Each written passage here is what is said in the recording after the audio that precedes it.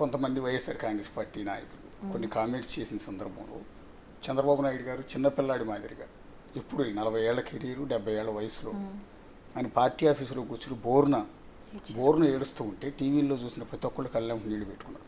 ఆ సందర్భంలో first reaction మీ నుంచే వచ్చింది. యాక్చువల్లీ నేను ఏడ్చానండి. నేను చెప్పాను కదా, బాబు గారిని ఒక దైవంలా కొలిచేదాన్ని. ఇప్పటికీ కొలుస్తాను, ఎప్పటికీ కొలుస్తాను. అలాంటి మీకు తెలీదు చంద్రబాబు నాయుడు గారు ఎంత స్ట్రాంగ్ అంటే, ఎగ్జాంపుల్ మొన్న జైల్లో పెట్టినా కూడా లిటరలీ మనలాంటి వాళ్ళంటే కుంగిపోయి ఉంటాం, తల బయటికి చూపించుకునే వాళ్ళం. కానీ ఆయన అరెస్ట్ అయ్యి బయటికి వచ్చిన రోజు చూడండి, నీరాజనాలు పలికితే ఒక రోజు మొత్తం పట్టింది సార్ ఇంటికి వెళ్ళడానికి. అంత ఓపిక, అంత శక్తి, అంత స్ట్రాంగ్ పర్సనాలిటీ సార్.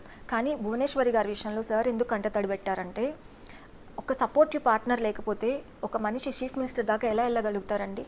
ఎన్ని సాక్రిఫైసెస్ చేస్తుంటారు. ఎగ్జాంపుల్, మనలో ఇక్కడ కూర్చున్న వాళ్ళైనా సరే, మీరైనా సరే, మీ వైఫ్ మీతో ఎన్నిసార్లు గొడవడి ఉంటారు టైంకి ఇంటికి రావాలని, పిల్లల్ని స్కూల్కి తీసుకెళ్లాలని, ఫంక్షన్స్ తీసుకెళ్ళాలని, రెస్టారెంట్. అలా భువనేశ్వరి గారు ఎన్ని త్యాగాలు చేస్తుంటారు, ఎంత సాక్రిఫైస్ చేస్తుంటారు సార్ ఈరోజు సీఎంగా కూర్చోవడానికి.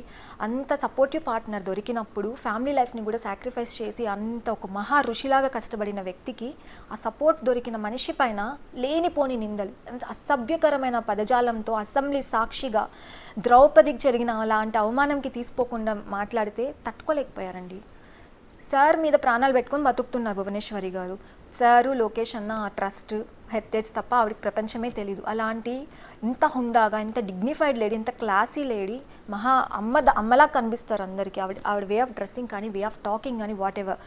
అలాంటి వ్యక్తి పైన కామెంట్ చేసినప్పుడు ఒక హస్బెండ్గా తట్టుకోలేకపోయారు. ఆయన ఎంత బాగా చూసుకోగలిగి ఉంటారు, ఎంత సపోర్ట్ అందించుంటారు.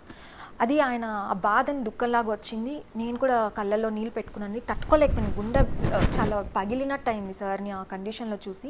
ఆ ఘటనే కదా ఇప్పుడు వైఎస్ఆర్ కాంగ్రెస్ పార్టీని ఓడించడంలో తెలుగుదేశం పార్టీకి ఇంత రికార్డు స్థాయి మెజార్టీ కట్టబెట్టడంలో అంశం కూడా